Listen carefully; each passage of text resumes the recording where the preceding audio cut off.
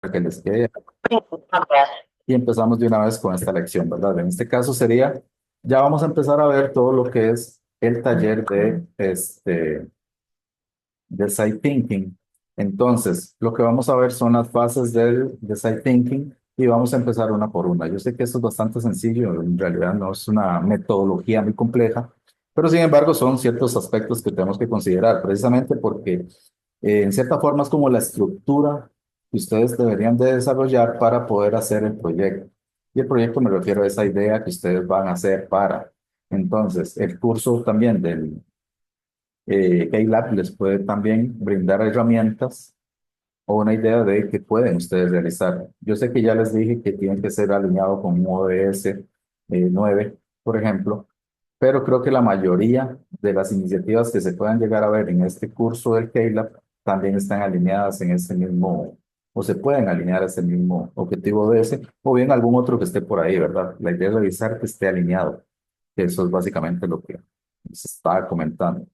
Bien, entonces, la metodología de Design Thinking es una de las más difundidas a nivel de innovación, ¿verdad? ¿Por qué? Porque básicamente presenta una forma muy rigurosa, quizás no rigurosa en ese sentido per se, sino más bien una forma muy mecánica de tratar de ir desarrollando proyectos que tienen que ver con algo que de momento desconozco y que quiero solucionar en el enfoque del cliente, ¿verdad? Entonces, el design thinking tiene esa particularidad, que es una metodología enfocada al cliente. Entonces, toma como prioridad al cliente su necesidad y después de ahí trata de generarle algún tipo de beneficio o solución a los problemas que este cliente pueda tener. Entonces, por eso es que tiene esa particularidad básicamente. Y tiene estas cinco fases que está por acá, ¿verdad? Que es empatizar, es la primera fase del design thinking, luego definir, luego idear, luego prototipar y luego probar. Entonces, básicamente el modelo de empatizar es todo ese modelo de empatía que nosotros tenemos que hacer con el cliente para ver cuáles son sus insights y todo ese tipo de cosas. Luego se tiene que definir bien cuál es ese problema o necesidad que tiene ese cliente. Luego se tiene que idear de qué forma voy a darle yo solución al problema que acabo de definir. Luego se tienen que hacer prototipos, modelos de prueba para poder ver si esa solución es factible o si realmente ataca el problema o no. Y luego hay que probarlo, ¿verdad? Ver si esa solución o este prototipo realmente es eficiente, funciona y se puede validar. Básicamente en eso consiste esto. Propiamente entonces, ¿qué es el design thinking? Básicamente entonces, podríamos decir que es una metodología o podríamos decir que es un proceso de trabajo o podríamos decir que es una técnica. En realidad, todas están bien, por decirlo así. Todo eso lo engloba su propia definición, ¿verdad? Que en este caso, aquí habla de una metodología, ¿verdad? Pero también se puede ver como todo un proceso de trabajo. De hecho, ustedes van a llegar a empresas en las que trabajan con design thinking, por ejemplo, para hacer proyectos. O bien puede verse como una simple técnica que yo voy a utilizar para. Entonces, no queda englobada como una metodología así formalmente, sino que puede catalogarse como cualquiera de estos tres tipos de definición que ustedes ven aquí al lado izquierdo. En cuanto a la definición propiamente, se dice que es un proceso centrado en el cliente, que era lo que les comentaba al principio, ¿verdad? Que se utiliza para la resolución de diferentes problemas y incluye muchas técnicas y actividades de colaboración, aprovechando muchas capacidades de todos para la resolución de problemas en este caso habla de humanística, resumamos lo que son problemas del ser humano, ¿verdad? Entonces, ¿dónde se puede utilizar esto? Como les comentaba, al ser tan amplia y a no ser circunscrita estrictamente a una única área, carrera o lo que sea, pues prácticamente yo la puedo utilizar en marketing, la puedo utilizar en negocios, la puedo utilizar en inclusive innovación, ¿verdad? Entonces, prácticamente tiene un amplio margen de operación para poder utilizarla en muchas y diferentes áreas en las que yo las puedo utilizar. Por eso, como les digo, se la pueden encontrar quizás en, si algún momento, pues no sé que estén trabajando en marketing, pero ellos lo utilizan mucho, por ejemplo, en lo que son negocios también y lo que es la parte de innovación. Ok, ustedes vieron que eran cinco etapas, ¿verdad? Del design thinking. Ahora aquí yo muestro ocho. Estas ocho que estoy mostrando es porque precisamente la parte de empatizar se divide en varias. Entonces, ese es este desglose que ustedes pueden ver por acá abajo, en el cual entonces, esta primera es entender el reto. Este primer paso, el paso número uno es entender el reto. Entonces, para entender el reto es definir bien cuál es el problema y saber a qué me voy a enfrentar. Ya después nos daremos a la tarea de ver cómo se hace todo eso. El segundo paso es identificar al usuario final. Una vez que yo tengo el reto identificado, tengo que definir quién va a ser ese cliente potencial, ¿verdad? Que recordemos que a fin de cuentas pensemos en esto, en que es una oportunidad de negocio, no es solamente hacer el altruismo de generar una idea que solucione algo, que está muy bien visto, obviamente, desde toda esa parte humanística, pero obviamente necesitamos también tener un impacto económico para poder vender estos productos al final. Entonces, también hay que tener muy bien identificado a ese usuario final. El paso número tres es usar de técnicas para parametrizar precisamente eh, la efectividad de esta solución que yo estoy tratando de plantear, al menos en el papel, que ya eso es como validar la idea propiamente. No es que estoy validando el modelo, no es que estoy validando el prototipo, no estoy validando nada más si la gente considera que efectivamente lo que yo definí como un reto y un problema verdaderamente tiene usuarios finales, verdaderamente tiene gente interesada en que se resuelva eso. Luego tengo identificación de los insights, que en este caso los insights, recuerden que son básicamente precisamente esas cosas que la gente tiene como punto clave que le gustaría que le resolvieran, por decirlo de esa forma, como por darles una definición muy somera. Después vamos a ver ya la definición formal de lo que son insights, porque hay muchos autores que lo definen de muchas y distintas formas, pero por decirlo de esa forma es como decir esa espinita que usted tiene que quiere que le resuelvan y que sabe que nadie está trabajando en eso en este momento. El paso número 5 ya son técnicas para definir problemas. Eh, ya es establecer, por ejemplo, qué tipo de técnicas se pueden utilizar para precisamente empezar a abordar la problemática que quiero empezar a solucionar. Luego las técnicas de ideación y de ahí brincaríamos hasta el diseño y prototipado prácticamente, ¿verdad? Que en este caso ya sería empezar a materializar esta solución y posteriormente a eso ya seguiría la última parte, que es el test con los usuarios para poder verificar si efectivamente el producto funciona, es viable y entonces lo puedo lanzar al mercado y todo ese tipo de cosas. Básicamente este es como el contexto de todo este proceso de design thinking ya desglosado en cada una de las partes. Como decía ahí, la primera es definir qué es un reto, ¿verdad? Entonces, lo primero que deberíamos nosotros conocer o saber hacer es qué es un reto, ¿verdad? Dice que es un reto, o un reto es un problema muy genérico, ¿verdad? O sea, no hay foco en el arquetipo, en realidad es muy abierto. Es una pregunta abierta, como por ejemplo, ¿cómo podríamos crear una ciudad más sostenible?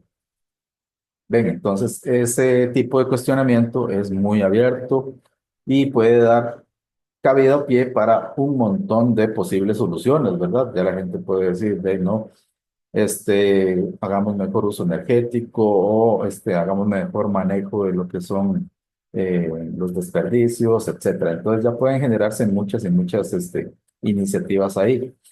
Generalmente los retos generan soluciones que no aportan valor y que son ambiguas en una propuesta en marcha. Por eso hay que tratar de no evitar tratar de trabajar en problemas muy genéricos o en desafíos muy grandes. Lo que se propone por ahí es eh, definir un poco más ese desafío. Entonces, el problema planteado, eh, a ver, aquí lo que estoy tratando de esclarecer, por decirlo de esa forma, es que una cosa es un reto y otra cosa es el desafío, ¿verdad? Un reto es un problema muy genérico y un desafío es un diseño más puntual. Entonces, no es lo mismo un reto que un desafío. Un reto obviamente es eso, ¿verdad? Poder hacer ciudades más sostenibles. Pero el desafío ya es algo más enfocado. Por ejemplo, el problema planteado está más definido y acotado y suele hacer foco en un tipo de arquetipo ya particular, ¿verdad? En este caso, si arriba teníamos el ejemplo de que cómo podremos nosotros hacer o crear una ciudad más sostenible, Aquí lo que podemos poner ya más enfocado, por decirlo de esa forma, es cómo podríamos reducir el desperdicio de los restaurantes en zonas turísticas. Entonces, estamos trabajando sobre un arquetipo muy general, que es el problema genérico, que en este caso es ciudades más sostenibles, pero ya lo estoy enfocando, ¿verdad? Que esto ya se convierte en el desafío propiamente, es cómo podríamos nosotros reducir el desperdicio de los restaurantes en zonas turísticas, por ejemplo. Entonces, arriba, como es tan abierto y tan general, pues no va a brindar soluciones puntuales a nada o a casi nada. Y eso es lo que pasa muchas veces en la política. Ya si lo hacemos un desafío, pues ya sí genera soluciones que aporten valor, porque están ya enfocadas precisamente en la construcción de algo que puede ser interesante y diferente.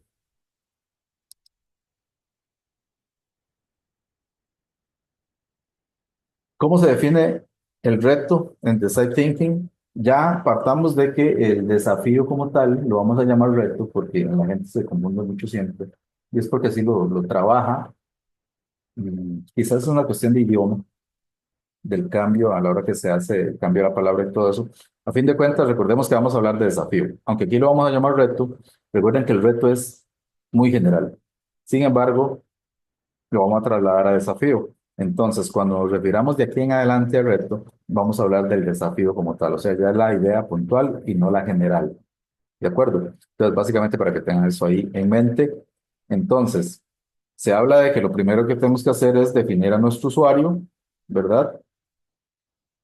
La necesidad que tiene este usuario, ¿verdad? O sea, eso es lo que me permite a mí generar cuál es el problema que yo deseo resolver y el por qué es que se da ese problema, ¿verdad? Ese es el insight que es la clave prácticamente para que ustedes determinen qué van a solucionar. Entonces, a la hora de generar el problema, que de hecho esto hay que definirlo propiamente, digamos, cuando a ustedes ya les toca empezar a construir, por ejemplo, el proyecto, tienen que hacer esta primera definición, que es definir el problema, en este caso, o definir el reto como tal, ¿verdad? O el desafío, por decirlo de esa forma. Entonces, esto hay que declararlo formalmente. Y las recomendaciones que se dan acá es que tienen que utilizar verbos en lugar de sustantivos. Los sustantivos usualmente son soluciones de por sí ya predefinidas, entonces lo que se necesita es usar o utilizar en la gramática verbos en vez de sustantivos. En este caso, por ejemplo, usted necesita una mejor forma de escribir, ¿verdad? Si lo hacemos así, es mejor que decir que José necesita un mejor lápiz, ¿verdad? Entonces, esas son como pequeñas puntualizaciones que se hacen a la hora de que nosotros definamos el desafío, ¿verdad? De saber que tenemos que utilizar de forma correcta la verbalización de la declaración del reto o desafío.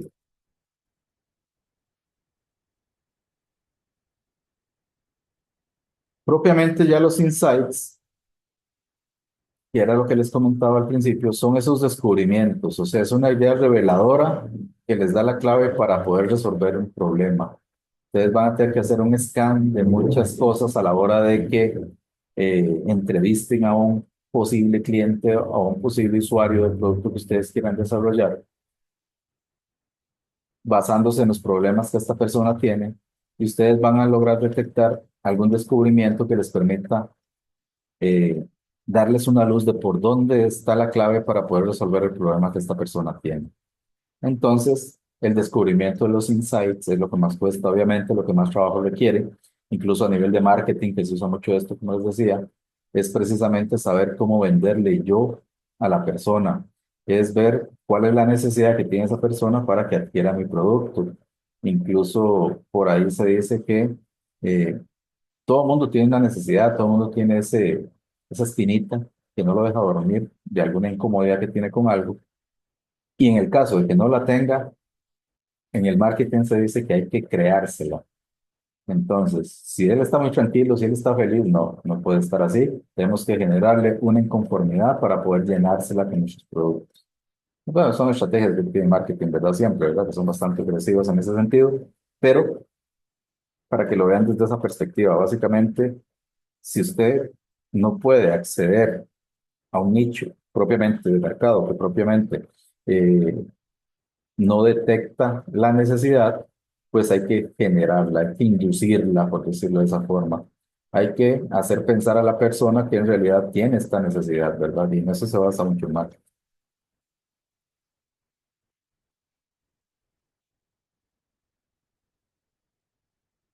Ya propiamente los insights, recuerden que un insight no es la interpretación de un gráfico, una conclusión, ¿verdad? Para saber si con lo que usted se ha topado este, es suficiente, ¿verdad? Un insight, o tenga en cuenta que para que lo sea debe cumplir con varios requisitos. O sea, para que yo pueda definir algo que determine como un insight propiamente, tiene que cumplir estos cuatro aspectos que ustedes ven por acá. El número uno es que los insights deben ayudarlo a tomar decisiones. Si a usted no le sirve para tomar decisiones, eso no es un insight. El punto número dos es que el insight le tiene que servir a usted para poner en marcha acciones concretas. O sea, todas deben ser accionables. Entonces, si yo defino algo y esa definición no me permite accionar nada, pues propiamente no va a ser un insight. El tercer paso es que el insight debe resolver un problema o al menos mejorarlo. Y el punto número cuatro es identificar el tipo de insight que es, ¿verdad? Porque hay de muchos tipos, como les decía, hay insights que son de consumidor, hay algunos que son de marca, hay algunos que son publicitarios, de competidor, de marketing digital, etcétera. Entonces, dentro de ese concepto que maneja mucho marketing, por ejemplo, es esta parte de los insights.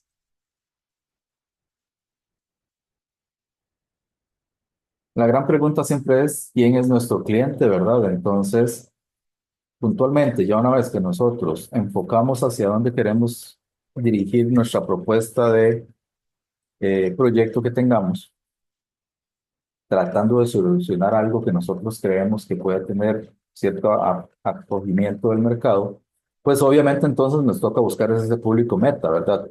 Entonces hay dos tipos de cliente. En este caso, para este caso particular de lo que es la metodología como tal de Site Thinking, que está el público objetivo, ¿verdad? Que este es una definición muy general, es casi como una definición de un clúster particular. Entonces, por ejemplo, el público objetivo, yo puedo establecer que sean hombres y mujeres de entre 24 y 30 años, que sean solteros, graduados en arquitectura, con ingresos promedios mensuales de tanto, y que piensen aumentar su capacidad profesional y que les guste viajar, etcétera. Entonces, yo me hago un perfil de ese tipo, pero es un perfil muy general. A eso se le llama público objetivo, ese clúster específico al cual yo quiero apuntar, lo que se conoce como ese nicho de mercado al cual yo quiero apuntar. Sin embargo, también existe otro concepto que se conoce como el buyer persona. El buyer persona es ya la personificación de un individuo perteneciente a ese clúster. Y entonces, en toda esta mecánica, lo que se dice es que usted debe trabajar no sobre el público objetivo, sino sobre un buyer persona particular, para que pueda entender en su mayoría a todo el clúster. Entonces, tiene que humanizar a la buyer persona o al público objetivo, ¿verdad? Y en este caso, la definición de un buyer persona ya es ponerle nombre, apellidos. Entonces aquí te da el ejemplo, por ejemplo, dice que Pedro tiene 26 años, es arquitecto, está recién graduado y es autónomo, piensa desarrollarse profesionalmente haciendo una maestría fuera del país, por lo que le encanta viajar. Él es soltero, siempre quiso hacer un intercambio, está buscando una agencia que le ayude a encontrar universidades en Europa y que acepten alumnos extranjeros, ¿verdad? Entonces, vean la diferencia entre una definición más humanizada, ya usted sabe quién es nombre, tiene nombre, apellidos, ya usted sabe entonces que le gusta a Pedro y entonces ya usted sabe qué le puede ofrecer a Pedro. Pero arriba no sabemos qué ofrecer porque es muy general. Esa es la gran diferenciación que hay entre lo que se conoce como un público objetivo y un buyer persona. Entonces, en primera instancia, nosotros lo primero que tenemos que establecer es ese buyer persona. Y como todo en esta vida, ¿verdad? Hay criterios de clasificación para lo que son los buyer persona, ¿verdad? Según su uso, impacto, el conocimiento que tenga del mercado potencial, usted los puede dividir. Entonces, hay buyer persona que son decisores, por ejemplo, que es el tomador de decisiones, el que finalmente tiene la última palabra sobre la adquisición final de los productos, etcétera, ¿verdad? Es quien decide a fin de cuentas si se compra algo o no se compra, por ejemplo. Muchos hacen alusión ahí a la ama de casa, ¿verdad? Que es la que sale a comprar siempre y entonces ella es la que al final de cuentas hay que comprar tal cosa y ella al final dice, bueno, está bien, comprémoslo, porque por lo general ahí son las que se encargan mucho de esa gestión de cosas que se adquieren para el hogar, ¿verdad? Entonces, y el marido, por ejemplo, va ahí como un soporte nada más y él al final es el que puede ser que termine pagando, puede ser que lo pague ella, no importa, pero al final de cuentas como que la opinión de él va a ser casi irrelevante, ¿verdad? Si ella decidió ya comprarlo, pues obviamente es decisora. Está el influenciador también, que es el rol que puede desempeñar un buyer persona a partir de su opinión, el cual puede condicionar la compra final, ¿verdad? Hoy se utiliza mucho eso, de ahí salió la palabra influencer, ¿verdad? Entonces, hay buyers personas que son influenciadores, ¿verdad? Quizás inconscientemente o quizás directamente. Hoy se hace directamente porque obviamente eso es monetizado y prácticamente se volvió un negocio. Pero antes era simplemente la gente que lo hacía inconscientemente, ¿verdad? Que era influenciado a través de la utilización de marcas o de utilización de equipos que ellos tenían o inclusive ropa, lo que sea. Y al final terminaban influenciando a sus compañeros. No sé si a ustedes les pasó, chicos o chiquillos, que uno siempre se antojaba de precisamente las tenis que andaba el compañerito o la mochila que jalaba en la escuela fulanito, etcétera. El ser humano siempre ha sido envidioso desde cualquier perspectiva. Y entonces siempre tenemos eso, ¿verdad? Que nos gustan las cosas de los demás y entonces aspiramos a ellas también. Quizás no a ser como la persona, obviamente, sino a las pertenencias de eso. Y hablemos de una cuestión meramente física. Está el BP negativo, el buyer persona negativo, ¿verdad? Que en este caso es el que tiene o puede ejercer un rol, en este caso, en un mercado potencial y debe expresarse con las mismas características con las que definimos a nuestro buyer persona regular. ¿A qué se refiere esto? Es una persona que no le interesan nuestros productos, es un buyer persona que no nos va a comprar, ¿verdad? Y ese rol, pues, puede significar un impacto potencial negativo, obviamente, en respecto a nuestro producto o lo que sea, ¿verdad? Entonces siempre nos vamos a encontrar de ese tipo de cosas. ¿Por qué hay que definirlo? Se dice acá o se recomienda que se defina porque obviamente tenés que saber cómo tratar con este tipo de personas también. Entonces, si lo humanizas, ya sabes más o menos qué es lo que a esta persona le incomoda y entonces cómo puedes tratarlo.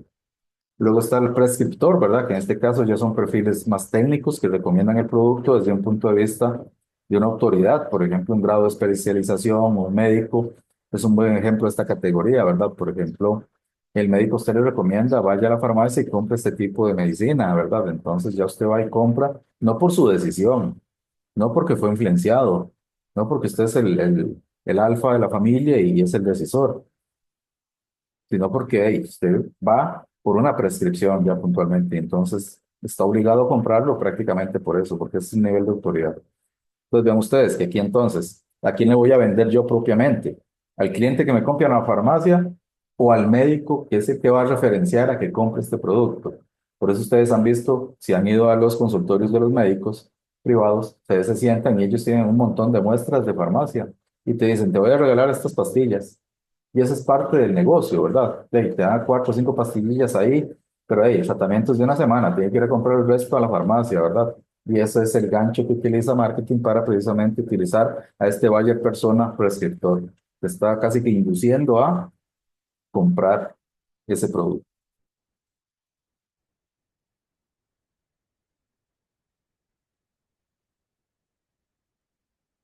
También hay otros tipos, esto se vuelve una maraña, como les digo, como esto es tan profundo a nivel de marketing, ¿verdad? Hay muchos otros tipos que se pueden, y ya estos son caracterizados, pero no propiamente por esa influencia que tengan a la hora de comprar, sino propiamente por la actitud frente al proceso de compra. Entonces, hay personas que son decisivas, ¿verdad? En este caso, como la número uno que dice ahí. Entonces, este tipo de persona resuelve problemas de forma discreta, proactiva, asertiva y se caracteriza por la búsqueda de resultados, ¿verdad? Es una persona que ya sabe qué adquirir, entonces no le da muchas vueltas al asunto, ya casi que va enfocado en qué es lo que quiere, cuesta mucho volcarlo, por decirlo de esa forma, para que cambie su decisión y todo eso. Está el colaborativo, ¿verdad? Este perfil soluciona problemáticas que se le presentan por medio del diálogo abierto. Quizás esta persona es más sencilla porque es la que busca asistencia y va a las tiendas y pregunta, mira, es que lo que ando buscando es esto y me interesaría saber tal cosa, pero mi necesidad está más enfocada hacia esto, conozco esto, pero entonces él empieza con vos en un trabajo colaborativo para buscar la solución.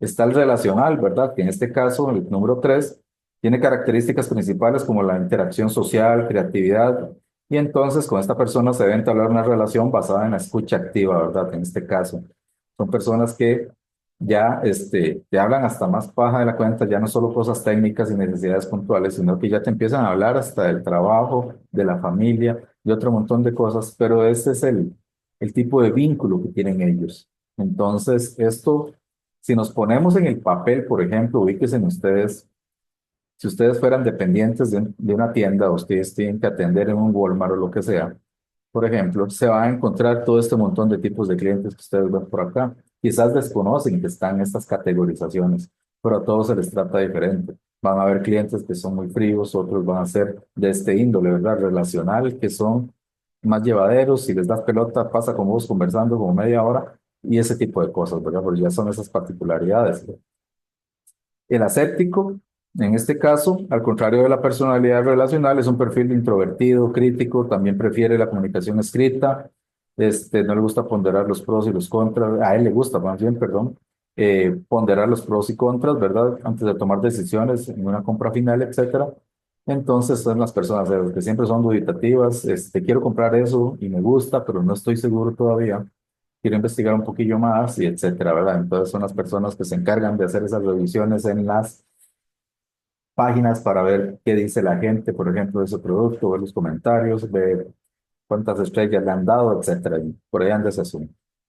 Está el gradual, ¿verdad? Que es conocido por su constancia y seguridad, ¿verdad? En este caso, él necesita reunir toda la información disponible y tener tiempo para tomar decisiones de compra de acuerdo con su propio ritmo, ¿verdad? Hay gente que no es tan rápida para comprar, hay gente que se toma mucho tiempo, en el sentido no tanto de ir a una tienda ya, sentarse y dar 4 vueltas y después ir a comprar, ya me decidí, sino pongamos un periodo de tiempo más largo, ¿verdad? Gente que ya sabe que le gustó algo y quiere comprárselo, no se lo compra no porque no tenga el dinero, sino porque todavía no está seguro si realmente eso le llena suficiente para poder hacer la inversión. Entonces, hay gente que es muy gradual en ese sentido, empieza a sopesar la necesidad, a ver si realmente lo ocupo o lo necesito o solamente es que lo quiero, etcétera, ¿verdad? Entonces empiezan ese tipo de aspectos hasta que algo desencadene precisamente en la decisión final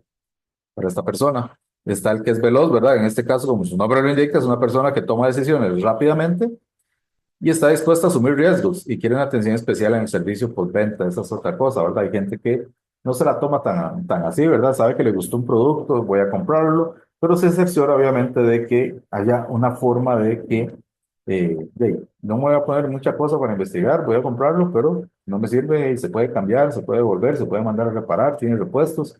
¿Cómo hago si esto se me daña? ¿Cuánto me dan de garantía? Y él compra rápido, pero asume esos riesgos, ¿verdad? Prácticamente de ver que hay postventa.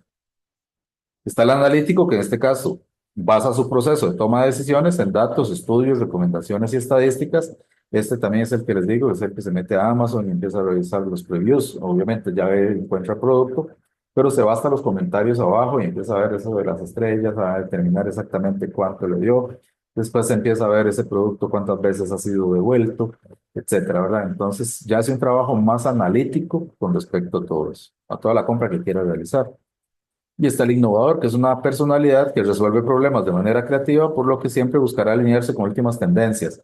Estos son los más trending, ¿verdad? Que básicamente tienen esa fijación por todos esos nuevos gadgets que van saliendo y entonces le gustan y quiere tenerlos, ¿verdad? Básicamente. Entonces, no sé si han escuchado, no sé, creo que ya está muy pasado de moda, pero en aquel momento a mí me hacía mucha gracia, ¿verdad? Que era uno que salía una cancioncilla de soy un adulto independiente con gustos, no sé qué, ¿verdad? Decía. Y entonces era una chavalilla destapando ahí, por ejemplo, algo que mandó a comprar por Amazon, por Wish, no sé por dónde. Y era un gadget ahí particular que no servía para nada, pero era vacilón. Pero le gustaba. Prácticamente eso es esa gente que con ese estilo creativo, ¿verdad? Que se compra una lámpara, pero no te compras una lámpara clásica, sino te compras una lámpara de Goku haciendo un Kamehameha, cosas por el estilo, ¿verdad? Les gusta ese tipo de cosas, ese tipo de gadget. Están muy asociados a esta parte de la creatividad y la innovación que es lo que le atrae a estas personas.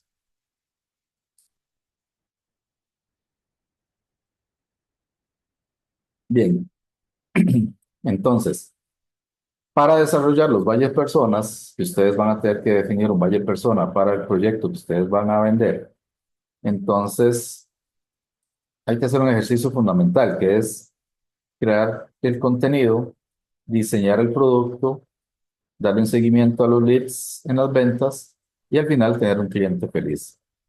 Ok, sea cual fuera esa característica con la que usted decida definir a su buyer persona, lo más importante es que usted refleje una actitud positiva y una disposición de compra hacia esos consumidores reales, ¿verdad? En este caso que estoy poniendo acá es que usted va a generar, por ejemplo, contenido específico para un buyer persona. Y me refiero a contenido en redes sociales, ahora que quizás vayamos a ver todo este tema en este curso del K-Lab, lo que es contenido digital y todo ese tipo de cosas para lo que es promover el mercadeo. Se crea ese contenido, se diseña el producto y se le tiene que dar seguimiento a todos esos seguidores, valga la redundancia, y convertirlos o trasladarlos a lo que se conoce como una venta. Un lead es una persona que mostró interés en tu producto a través de el contenido que usted genera, por ejemplo, en redes sociales o en cualquier tipo de medio de difusión de publicidad. Prácticamente entonces, si a usted le llamó la atención, por ejemplo, un anuncio en Instagram y le dio OK, pues prácticamente ya usted quedó como un lead. A esta persona le dio clic, le dio me gusta o se metió al formulario o vio. Y ya ustedes después obviamente les van a abordar, ¿verdad? Ya sea que les llegue un correo, les llegue un mensaje de texto, les peguen incluso una llamada. Mira, vimos ahí que te interesó tal cosa, queremos conversarte un poco más de esto, bla, bla, bla. Ese seguimiento a ese lead. Pues porque hay que convertir ese lead a una venta. Entonces, el tratamiento de leads incluso es un indicador que se utiliza hoy para lo que es la gestión del marketing en redes sociales. Y entonces, por ejemplo, a esta gente la miden por la cantidad de leads, los leads convertidos, etcétera, a venta. Y esa es una relación que siempre cuesta mucho hacer, porque obviamente no es lo mismo una persona que simplemente le dio clic o le dio me gusta porque le gustó la imagen o le hizo gracia, y otra cosa es que tenga un interés real de comprar. Y entonces, ese trabajo que está después de eso es lo que más trabajo lleva. Ahí es donde hay gente, un montón de gente involucrada trabajando para poder hacer esa conversión de un lead a ya un cliente feliz, ¿verdad? Que es prácticamente lograr venderle a una persona.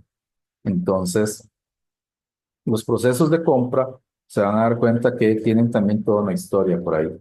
Entonces, vamos a verlo quizás en la segunda parte de la lección. Bien, para no cansarlos mucho con este cuento, ¿verdad? Y que se me duerman por ahí, yo sé que esta hora siempre es pesada. Aquí hay básicamente que ciertas definiciones que tiene que tener un buyer persona.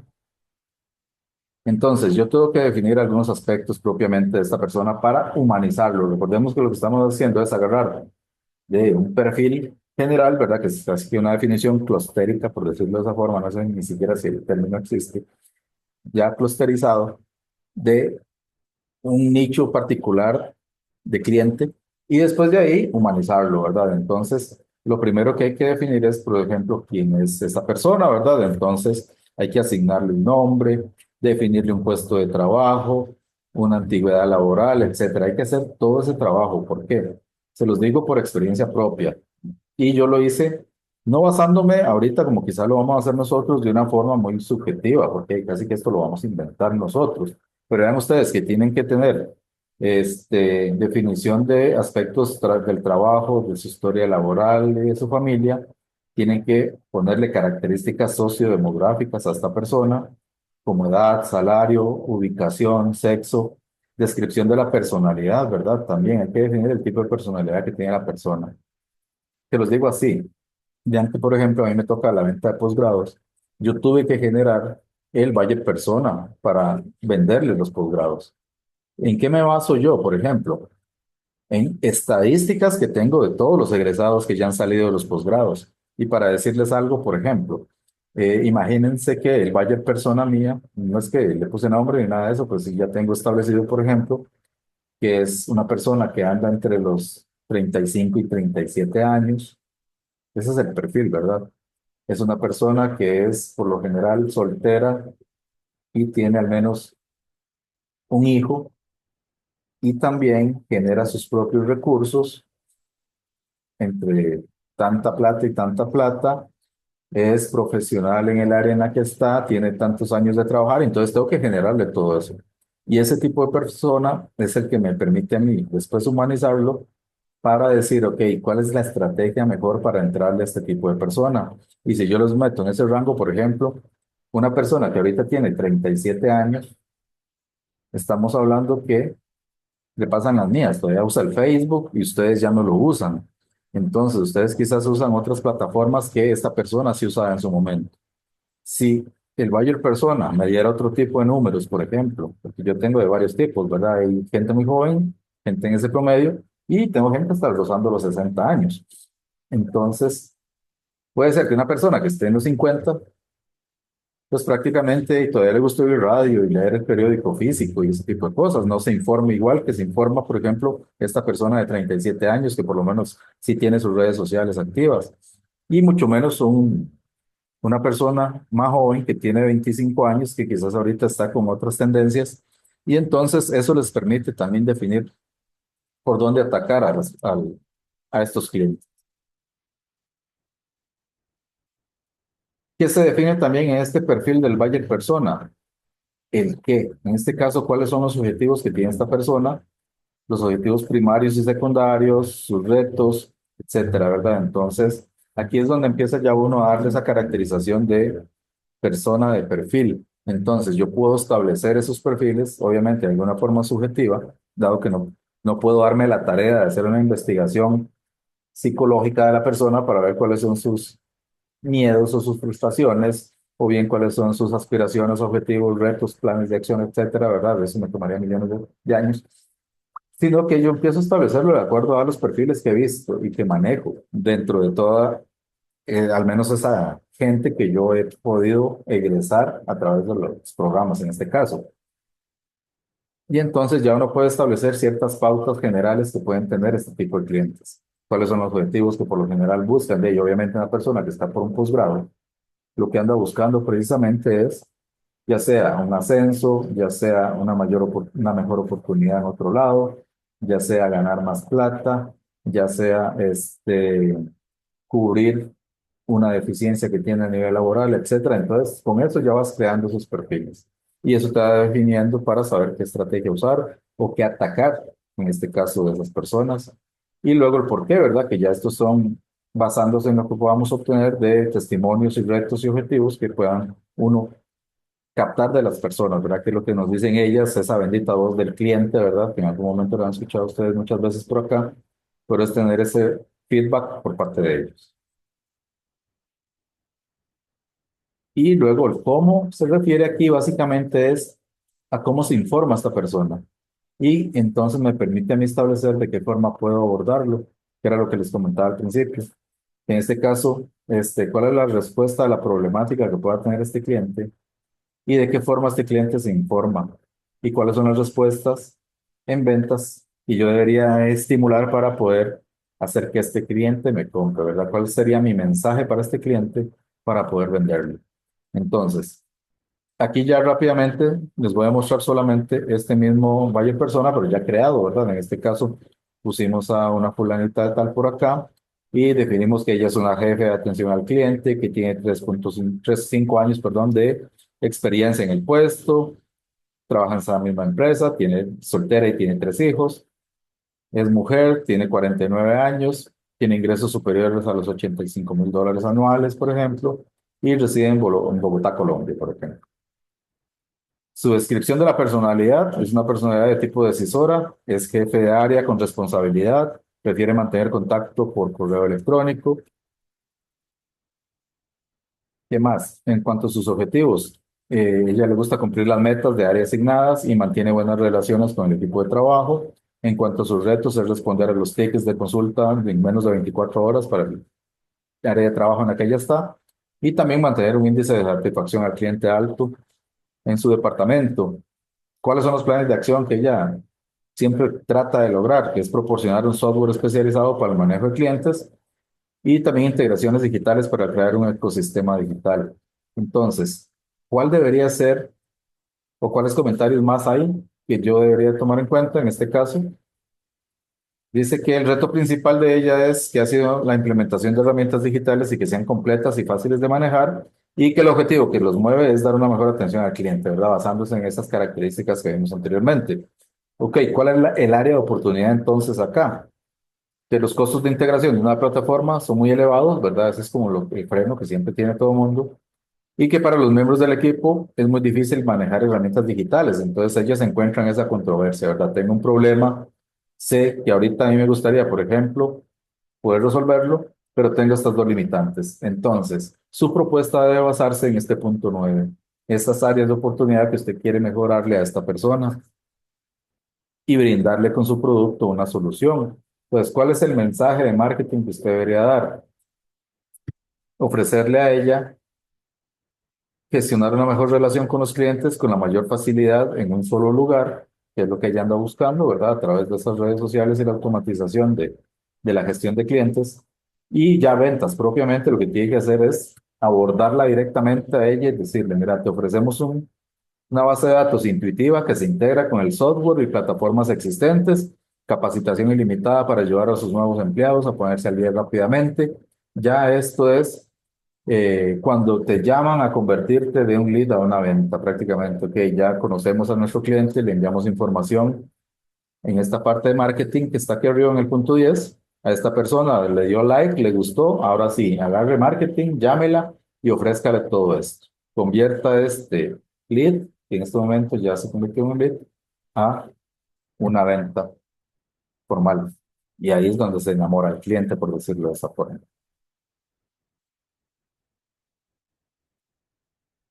Bien, aquí hay dos dinámicas, chicos. ¿Qué tenemos que hacer? Sin embargo, esta de acá es de cómo crear una buyer persona. Ahorita, ¿qué están viendo? Disculpen, es que como dejé de compartir la presentación, están viendo el... Sí, como una página. Ok, EcoSpaces, creo que es que se llama este de acá.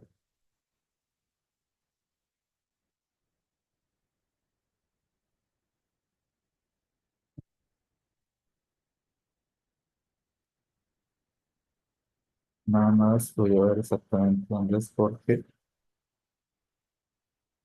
creo que ayer, como estaba editando la presentación, me equivoqué y cambié el enlace a la otra filmina. Vean,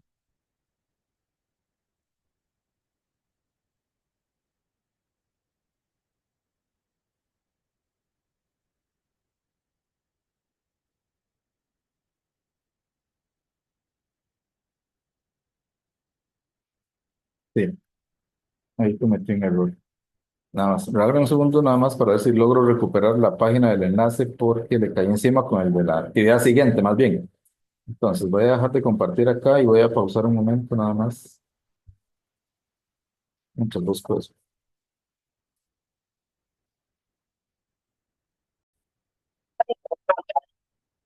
Bien, entonces, de lo que vimos la lección anterior, ¿verdad? Básicamente lo que empezamos fue a definir esas fases del design thinking.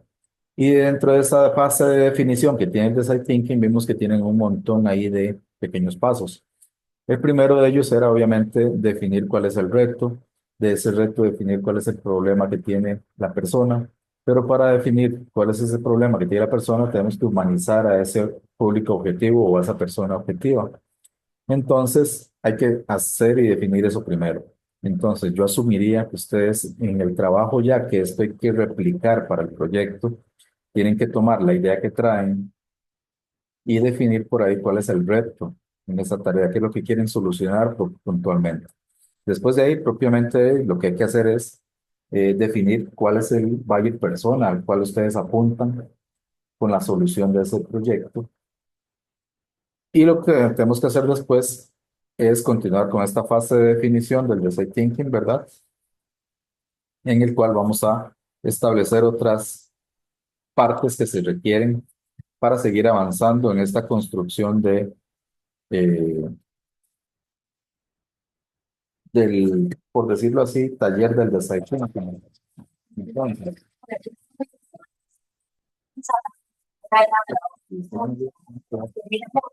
este videillo que está por acá, a veces se me olvida apagarles el audio. Ok, en esta fase de definición, ¿verdad? De ahí, obviamente, su nombre lo dice, es donde se define la segunda fase del proceso de design thinking. Y en esta fase, la información recogida en la fase de empatía, que fue la que vimos anteriormente, ¿verdad? Se ordena y se procesa con el objetivo de descubrir hallazgos que sirvan para inspirar nuevos diseños e inspiraciones, ¿verdad? O soluciones o inspirar esas soluciones.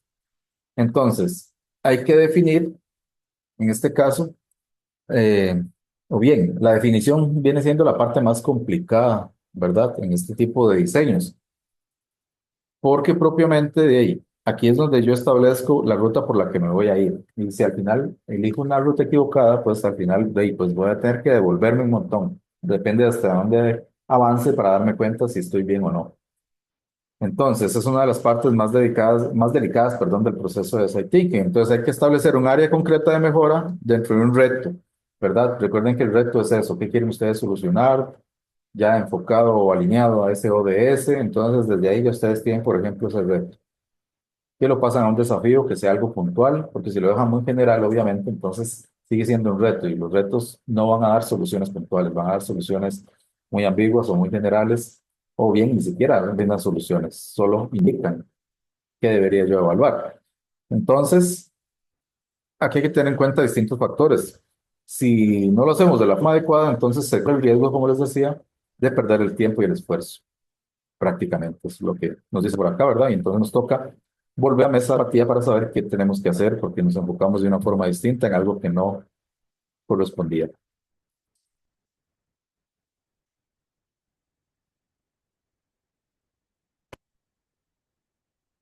Espera un segundo porque está como grabada la situación pequeña.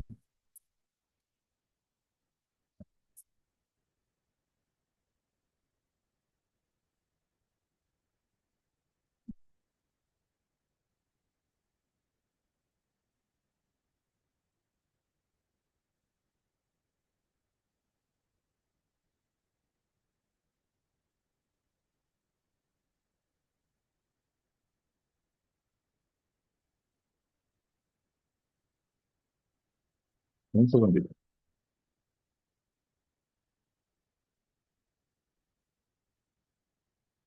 Todos esos aspectos que les comentaba del disco duro que a veces me ralentiza la máquina, clarísimo, como que pierde la memoria.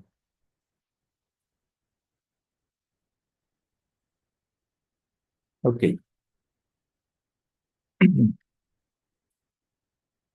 ¿Qué pasa? Nosotros tenemos que definir muchas veces la forma de, o más bien, tenemos que saber cómo definir el problema que vamos a abordar.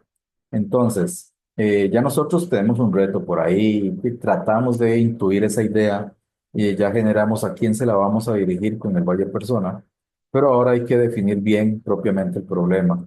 Y muchas veces pasa que este, las áreas de mejora están mal definidas y el reto creativo entonces como consecuencia también se puede establecer que está mal definido. Entonces, ¿cuáles son los errores que se cometen muchas veces cuando yo estoy tratando de definir ese reto o ese problema o ese desafío? Pues una de ellas es la falta de información relevante, ¿verdad? Que muchas veces hemos preguntado, bueno, aquí hay un caso, voy a desarrollar este ejemplo que viene por acá. En este caso, eh, se le han preguntado a 3 pacientes de un hospital a través de una rápida entrevista qué les molesta de la atención en el hospital, por ejemplo. Y entonces resulta que yo empiezo a investigar. Pero vean que ustedes solo tienen 3 pacientes o solo investigaron muy poco, ¿verdad? O sea, la información que tienen es muy poco relevante. Obviamente esto es fácil de explicárselos a ustedes porque ustedes conocen la significancia estadística y entonces ya pueden establecer ese criterio. Sin embargo, recuerden que lo que es innovación, emprendedurismo y estas técnicas son aplicadas no solamente por ingenieros, ¿verdad? Que aquí yo puedo tener a cualquier emprendedor que quiera hacer un negocio y sin embargo nunca ha llevado ni siquiera al colegio. Entonces, por eso es que estos conceptos, al menos de una muestra significativa, pues obviamente no se le va a explicar a eso a una persona que nunca ha llevado estadística porque nunca lo va a comprender. Sino que lo que se le habla es de que se necesita información relevante. Entonces, obviamente aquí la explicación que se da es muy análoga en el sentido de un ejemplo muy práctico, ¿verdad? Si yo le pregunto, por ejemplo, solo a 3 pacientes de ese hospital, mediante una entrevista muy rápida, mira, ¿qué te incomoda del hospital? Pues resulta que uno se queja porque dice, es que aquí no le echan sal a la comida, entonces no me gusta. Otro dice, yo ya estoy aburrido de comer pescado, aquí solo eso dan. Y otro dice, a mí me gustaría poder salir y darme un paseo, porque yo no soy tan grave. Entonces, vean ustedes, al margen de las soluciones que usted pueda generar para darle solución a cualquiera de estos 3 problemas, ya sean buenas o malas, el hospital lo que les va a decir a ustedes es que no puede variar mucho esas cosas porque las dietas en los hospitales son muy estrictas, obviamente, ¿verdad? Y que más allá de esos entrevistados, muchos otros pacientes entienden esta situación y no se quejan, por ejemplo.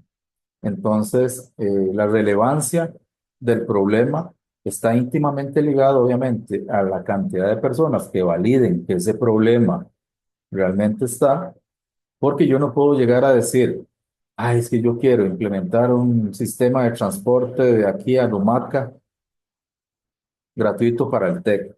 ¿Por qué? Porque es mi situación particular y yo sé que quizás la comparten con muchos, pero muchas veces esa situación no es la misma para todos y entonces pierde validez un poco por la información irrelevante que se tiene. Ok, si yo logro demostrar que efectivamente habemos 2000 personas que estamos interesadas en tener una aplicación que me diga a mí por dónde va el bus y todo ese tipo de cosas, ok, sí. Pero muchas veces pasa eso, lo tropicalizan mucho y pierde relevancia. Y recuerden que este tipo de iniciativas que ustedes vayan a sacar para un proyecto es con énfasis a tratar de venderlo. Y parte de esa venta en una startup, recuerden que una de las características de las startups es tener escalabilidad. Entonces, este modelo que yo estoy desarrollando me permite a mí venderlo en otro lado.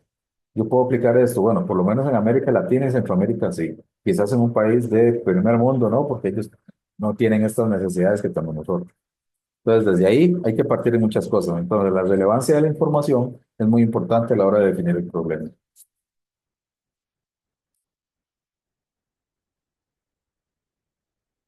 Otro de los errores es definir un área de mejora demasiado amplia, ¿verdad? Si no nos centramos en definir el desafío y lo dejamos como un reto, queda muy general, ¿verdad?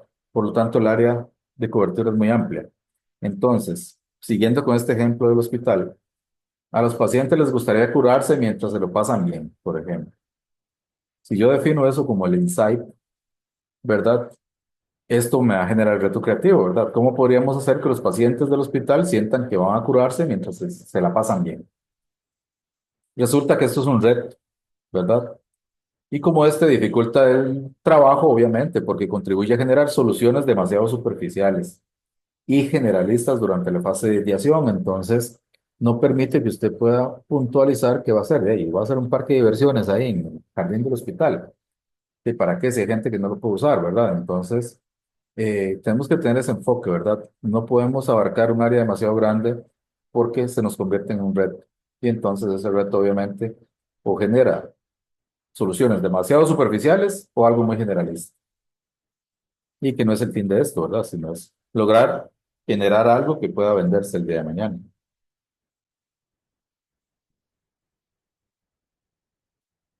El otro extremo, ¿verdad? Si tengo áreas de acción demasiado concretas, muy puntuales o muy poco relevantes, pues tampoco pierde o tampoco gana credibilidad nuestra idea. En este caso, por ejemplo, si digo que el problema es demasiado acotado, entonces puede ser que esté perdiendo aspectos importantes y metiendo más bien aspectos que son muy poco importantes. El ejemplo que hay acá es que ustedes pueden imaginar que toda la información recopilada que usted trae de una síntesis que hizo, le llegó a determinar, por ejemplo, esta acotación que se hace acá. ¿Cómo podríamos hacer que el agua del grifo de la ducha por la noche salga menos caliente? en los hospitales, ¿verdad? Entonces la gente que está internada va y se lava las manos y dice que caliente que sale el agua aquí. Y presenta eso. Por un lado, nos encontraremos con que esto satisface esta experiencia, ¿verdad? O el hecho de satisfacer, perdón, esta experiencia cumple ciertos deseos y necesidades, pero no está dentro de los deseos y necesidades más importantes de los usuarios, ¿verdad? ¿Y qué relevancia puede tener que yo me ponga a ver cómo hago para que el agua de la noche salga más caliente o menos caliente para que ellos se laven las manos, ¿verdad? Por otro lado, siendo un reto tan específico, resulta complicado generar ideas diferenciales, ¿verdad? Que proporcionen un nuevo valor, ¿verdad? Y no, y abra menos el chorro o ábralo más, cosas por el estilo, ¿verdad? Entonces eso no tiene mucho sentido. Pero la idea es enfocarnos en cosas que no sean muy generales, pero que tampoco sean tan concretas que se llegue a la solución de una forma instantánea, ¿verdad? Y que más bien cualquier otra propuesta que usted solucione sobre él implique un costo innecesario.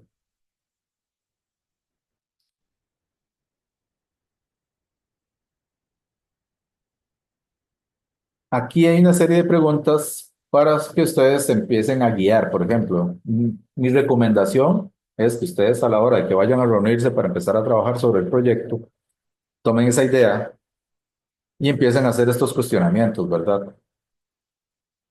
Entonces, dentro de ellas es, por ejemplo, qué problemas se plantea en las áreas de mejora, qué aspectos dentro del marco de trabajo o reto inicial se están abordando, qué necesidades o deseos de los usuarios se están respondiendo, cuáles son las razones por las que los usuarios tienen estos deseos o necesidades.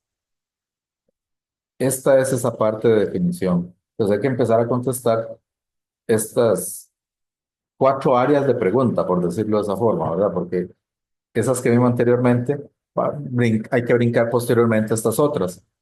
Ok, ¿cuál es el grado de calidad de la información que tenemos? ¿A través de qué medios se han recogido esa información? ¿En qué aspectos se ha relacionado con las áreas de mejora de esos hallazgos? ¿Cuántos de los usuarios que han participado en las observaciones o entrevistas se ven reflejados en las necesidades, deseos y hallazgos que tenemos o que hemos encontrado? ¿Y a qué nivel? Ven, entonces aquí lo que dicen es, empiece a investigar realmente el contexto de esa idea que usted tiene. Si usted dice, ok, hay un servicio pésimo de transporte público en el tecnológico, ok, empecemos a investigar eso. Entonces ya tengo que empezar a hacer un muestreo al menos ahí de 30 o menos de 30 personas para preguntarles si tienen experiencia en el transporte público del TEC y empezar a averiguar esos insights que ellos tienen, qué pasan, qué viven, cuáles son las penurias, cómo se sienten, todo eso, para que validen que efectivamente hay un problema y que el problema requiere solución.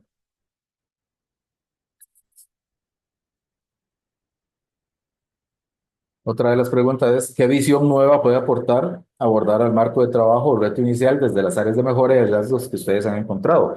A la hora que ustedes entrevistan, se van a dar cuenta de muchas cosas o de que evalúen todas esas situaciones, se van a dar cuenta de algunos aspectos, ¿verdad? Por ejemplo, ¿qué valor o valores añadidos puede usted dar lugar con su propuesta de solución? ¿En qué medida y en qué modo forma parte del contexto del usuario, ¿verdad? ¿De qué forma le vamos a llegar a él para solucionarle ese problema? Si no le vamos a regalar un carro a todos, ¿verdad? Sería imposible. ¿En qué aspecto o aspectos resulta novedosa la relación que se establece entre las necesidades y los deseos y los hallazgos que ustedes están detectando? Todo ese tipo de cosas lo que permiten es ir aclarando la definición del problema o de la idea que ustedes vayan a aportar.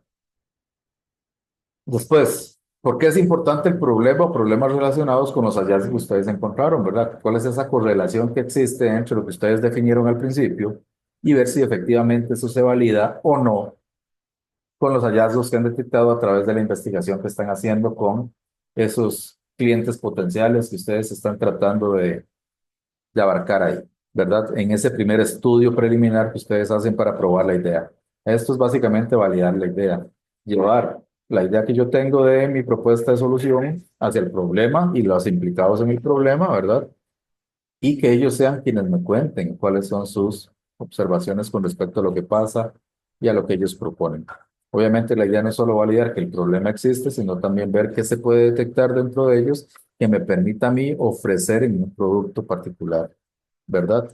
No lo voy a preguntar a él directamente, el hecho no es de que yo llegue a donde él y diga, mira, ¿cómo te sentís? Mira, bueno, yo uso el servicio del TEC siempre y batallo mucho porque el profe nunca nos deja salir antes y prácticamente tengo que esperarme haciendo fila dos buses que se me van antes. Y cada media hora que yo pierdo acá, se me multiplican 2 horas saliendo de Cartago y yo voy llegando a mi casa a las 8 de la noche. Y ahí van a empezar los lloros de todo. De ahí se tiene que extraer lo que es puntualmente más manejable para una propuesta de solución que usted pueda brindar, ¿verdad? ¿En qué medida, obviamente, las soluciones pueden seguir o sugerir y pueden cambiar la vida de los usuarios, que a fin de cuentas es lo que busca, ¿verdad? Una mejora sobre ese cliente al que quiero yo venderle. Ok, ya una vez establecido eso, ¿verdad? Que básicamente nosotros tratamos de esclarecer un poco todo este panorama. Hay que segmentar y objetivizar el mercado al cual queremos abordar. Entonces, tenemos que tener consideración de que hay cuatro aspectos importantes a la hora que uno hace una segmentación del mercado. En este caso, hay una segmentación geográfica, una demográfica, una de comportamiento y otra psicodemográfica. Entonces, la segmentación, por ejemplo, geográfica es muy fácil porque ya ustedes saben que eso es basado en localización. Eso es muy ideal para restaurantes, hoteles, complejos turísticos y todo eso. Entonces, el siguiente aspecto que ustedes tienen que hacer es definir, por ejemplo, si están trabajando en una iniciativa que tenga que ver con algo geográfico o algún tipo de alcance geográfico, ¿verdad? En este caso estamos hablando de transporte, por ejemplo, y puede ser que entra dentro de esta categoría de geográfico. Si es demográfico, ¿verdad? Tomar aspectos como edad, género, ingresos, etcétera. El comportamiento, también tengo que sectorizar, ¿verdad? ¿Cómo es el comportamiento de estas personas, ¿verdad? Si compran en línea, si compran en tiendas físicas, si son compradores impulsivos, si son investigadores, lo que vimos anteriormente, ¿verdad? Todo eso. Y también el aspecto psicográfico, ¿verdad? ¿Cuál es el estilo de vida de esta persona? ¿Qué tipo de valores tiene? ¿Qué tipo de creencias? Todo eso. Entonces, de aquí se generalizan los segmentos, ¿verdad? Porque propiamente me va a permitir a mí establecer hacia dónde quiero dirigir los esfuerzos y no solo eso, sino el fin y el objetivo de mi proyecto como tal. Y yo hablo de proyecto por generalizarlo, porque en realidad si aquí ahora se nos dio un producto físico que yo voy a vender, ya me dirigiría directamente a tratarlo como un producto. Ok, ya una vez que tenemos establecido eso, hemos definido nuestro problema, ya sabemos cuál es el segmento basándonos en esos criterios anteriores de más o menos a dónde me voy yo a dedicar a vender esto y a quién, pues lo que toca es hacer lo que se conoce como el Customer Journey. El Customer Journey, si hacemos la traducción, básicamente es como el viaje del cliente, ¿verdad? En este caso es el conjunto de interacciones que tiene un consumidor con la organización, en este caso, ya cuando estén ustedes comercializando el producto y todo eso, en el proceso de compra o para comprar algo, ¿verdad? O conseguir algo. La traducción ahí ustedes la tienen, ¿verdad? El viaje del cliente.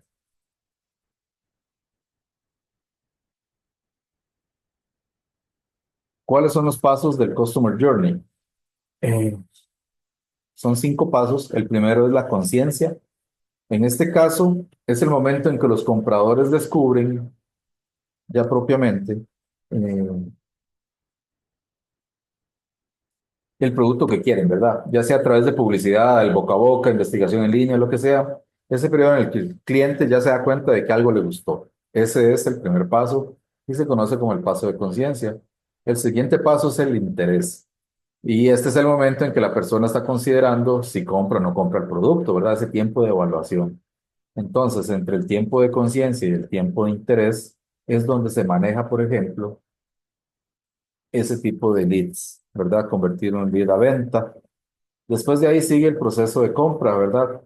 Y es ya cómo la persona, pues prácticamente realiza el proceso de compra. Luego de ahí sigue la experiencia, que en este caso se refiere al momento en que los clientes reciben el producto o servicio y comienzan a utilizarlo. Que por lo general hay una gran, bueno, voy a terminar acá de explicarlo. Está la lealtad, y en este caso es la etapa en la que debes dedicarte a compensar y a retener a los clientes y todo eso. ¿Qué es lo que pasa acá? Muchas veces nos olvidamos de que el proceso termina con la compra. Y vean que, por ejemplo, hay dos. pasos en el viaje del cliente, creo que todos hemos sido clientes alguna vez, por lo general son los más olvidados, ¿verdad? Y es que no le prestamos, quizás como proveedor del servicio o del producto, algo a esta parte, ¿verdad? Al momento en que el cliente recibe el producto, qué servicio o qué se le está dando, y cuando él comienza a utilizarlo, el tipo de respaldo que le damos. Y mucho menos tratar de fidelizarlo, ¿verdad? De hacer que este cliente sea leal a nosotros, nos compre nuestra marca o nos siga comprando nuestro producto. Sino que hay gente que se dedica solamente a trabajar en la venta y ahí terminó el proceso y lo dejan ahí olvidado. Obviamente eso es malo. Se construye, chicos, esta matriz que ustedes ven acá, esto se le llama el viaje del cliente. Entonces, lo que tiene son en las fases que vimos ahí anteriormente y en cada una de ellas se tiene que ir describiendo cuál es la fase o qué actividades realiza él propiamente, el buyer persona de ustedes, cuando hace un proceso de compra. Y esto es obviamente porque necesitamos conocer dentro de ese proceso de compra, puede ser que el cliente decida seguir comprándonos o no, no porque nuestro producto sea bueno o sea malo, sino porque su experiencia de compra no ha sido la mejor. Y entonces son aspectos que también tienen que considerar. Sabemos obviamente que clientes hay muchos y sabemos que muchos van a tener ciertas tendencias ya muy definidas por obviamente sus limitantes económicas, sociales o lo que sea. Pero sin embargo, hay cierto comportamiento en el cliente en su manera de comprar y de actuar o de adquirir servicios y productos que lo definen. Y entonces hay que definir cómo es este buyer persona a la hora de trasladarse en este proceso de viaje del cliente para saber exactamente cómo atenderlo y a qué prestarle atención dentro de ese proceso. Porque no es solo llegar a venderle y ofrecerle el producto, él puede tener el interés y todo, pero después de ahí lo que hablábamos de convertirlo a una venta y después de venta, ¿qué le vamos a ofrecer? Ese es el otro aspecto que se deja muy olvidado por ahí. Esto de acá entonces hay que realizarlo. Ahí después les explico ahorita qué es lo que van a hacer. Entonces, además de la definición del Customer Journey, ¿verdad? También se nos puede ayudar a conocer nuestros buyer persona y a sacarle más partido, ¿verdad? Si ya no sé, ya yo tengo definido o establecido quién es mi buyer persona, puedo empezar a tratar de definir entonces cuál es el viaje de este cliente, ¿verdad? Y entonces podemos detectar cuáles son las frustraciones que puede tener esta persona, cuáles son las ineficiencias que él detecta, las necesidades que él ve, pero del proceso de compra. Recuerden que aquí ya no, él no está evaluándose en función a si el producto es bueno o malo, si la idea resulta o no, si me va a beneficiar o no. Aquí es básicamente detectar frustraciones, ineficiencias, necesidades, problemas, motivaciones, oportunidades perdidas o costos excesivos durante el proceso de compra que realiza el cliente desde su perspectiva, no desde la nuestra. Entonces, puede que un buyer persona tenga un pain point, ¿verdad? Que le llaman punto de dolor determinado y que varios buyer personas lo tengan también, o que incluso todo mundo en la empresa lo tenga. Entonces, eso es lo que nos permite detectar un poco esta parte.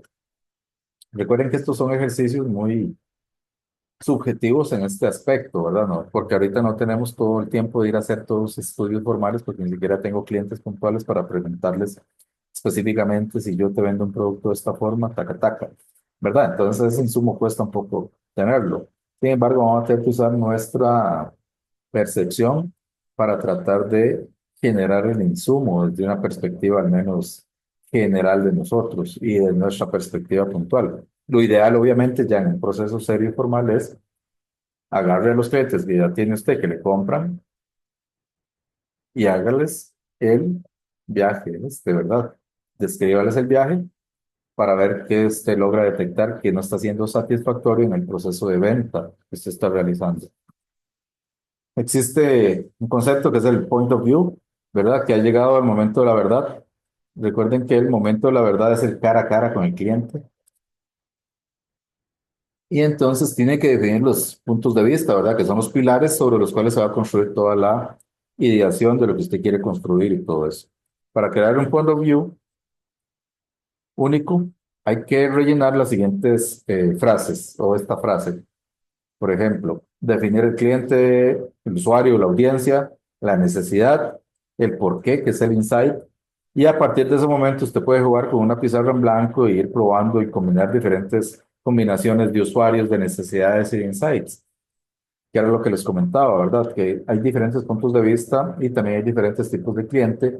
Yo, por ejemplo, no le vendo posgrado solo a gente de entre 34 y 37 años, ¿verdad? Tengo gente, como les decía, muy joven, tengo gente también muy adulta, y entonces, obviamente, ellos tienen otras necesidades y otros insights, ¿verdad? No es lo mismo el perfil de Pedro, que le gusta viajar, que es soltero, que se acaba de graduar, que quiere un posgrado para crecer en su trabajo y seguir ganando más plata y ahorita no tiene hijos, que ver el de María, que tiene 49, que tiene tres hijos, que ya es gerente, etcétera, ¿verdad? Entonces ellos tienen expectativas muy distintas de lo que pretenden. Y sin embargo, perdón, ambos pueden ser clientes míos para una maestría, por ejemplo. Entienden ese conflicto, ¿verdad? Que siempre hay que tratar de jugar con todos. Se dice que el usuario necesita una forma de conocer sus necesidades porque tiene un conocimiento. Entonces, una persona de cualquier edad, con una alergia, por ejemplo, alimentaria grave, necesita una forma de saber qué ingredientes contiene la comida que le sirven, por ejemplo, en un avión. Y así determinar si es seguro o no comer la comida del avión, ¿verdad? Por ejemplo. Entonces, recuerden que esto es definir a la persona, cuál es la necesidad que tiene y el insight es el por qué, ¿verdad? De ahí, por ejemplo, esta persona tiene una alergia, la necesidad de él es cómo hace para comer comida y saber que es seguro, ¿verdad? Dado que él sabe que padece si le dan, por ejemplo, frutos secos. Entonces, básicamente, aquí está como la descripción o el desglose de cómo ir construyendo, por ejemplo, el planteamiento del problema ya propiamente. Ven ustedes que se vuelve, digamos, bastante textual en ese sentido, ¿verdad? Pero siempre es bueno tratarlo y manejarlo desde esa forma, porque si ustedes lo dejan muy, por decirlo así, muy por definición, me refiero a por separado. Cada una de las cosas no te dan un todo general que te permita visualizar una situación. ¿A qué me refiero? Si yo te digo, cliente, adulto, problema, alergia, razón, van a venir un montón. Pero tienes que generar todo un contexto, ¿verdad? Que te permita familiarizar a las personas con el problema que tienen. Y eso es lo que pasa muchas veces, ¿verdad? Que es lo que les decía yo a ustedes. Si hay gente que no tiene esa necesidad o ese problema, no va a ver esto como una necesidad para él y no va a querer comprarnos algo. Pero si yo esto lo contextualizo en una situación de la vida cotidiana y digo yo, bueno, ok, no solo voy a vender directamente a la persona que tiene la alergia, pero también quiero vendérselo a las aerolíneas para ver de qué forma les puedo vender mi producto que no es alérgico, o les voy a vender este tipo de dispositivo que es para tratar estas cosas, o bien se lo voy a vender a los familiares de él que no les interesa la alergia, pero sí saben que si están en un momento crítico con una persona que tiene una alergia, le pueden salvar la vida. Entonces, si yo no contextualizo estas situaciones, me va a ser muy difícil darme cuenta de a quién le voy a vender si solo defino que es una persona entre 20 y 30 años, que es una persona que es alérgica y que obviamente pues padece de estas cosas, ¿verdad? Entonces, es básicamente el ejemplillo que viene ahí más desglosado, ¿verdad? Ya tratan de definir un poco todo ese contexto. Bien, entonces ya antes de ir al receso, básicamente, aquí está el Customer Journey. En este caso, chicos, hay que hacer el Customer Journey también de su proyecto. En la presentación, en esa última filmina, les va a aparecer este enlace. Este enlace los va a llevar acá. Igual van a tener que hacer su logueo y toda esa cuestión. Ah, yo para no loguearme de nuevo, aquí ya lo tengo abierto. Es esta herramienta. Entonces, en esta herramienta hay que hacer el Customer Journey. Aquí yo hice un ejemplo, está por acá. Este yo lo tengo impreso, se los voy a subir al TEC Digital en la carpeta de la lección para que lo tengan de referencia, ¿de acuerdo? Y traten de hacerlo. Lo que voy a hacer aquí ahorita es explicarlo de forma breve antes de las 3 para salir a un receso breve de unos 10 minutos, si les parece, o 15 para que se echen un respiro. Y después volvemos con el último tema que también es bastante rápido. Pero en sí, la herramienta es muy sencilla de utilizar. Igual, este, lo que se generan son, recuerden, las 5 fases del Customer Journey. En este caso es la conciencia, el interés, la compra, experiencia y lealtad. Y tiene lo que ellos conocen como los stage, que en este caso sería las acciones del usuario, las expectativas del usuario, el storyboard, que ya esto es una representación gráfica de el Customer Journey, los canales de contacto que utiliza la persona, el nivel de satisfacción. En este caso, obviamente, como les digo, esto se hace basándose en estudios estadísticos en los cuales yo hago mis estudios de satisfacción al cliente, en donde yo pongo a la persona ahí en la salida del Walmart a llenarme esta pequeña encuesta o te mandan esa aplicación con la carita feliz, la carita seria y la carita triste. Con eso ahí voy trabajando en todo eso, ¿verdad?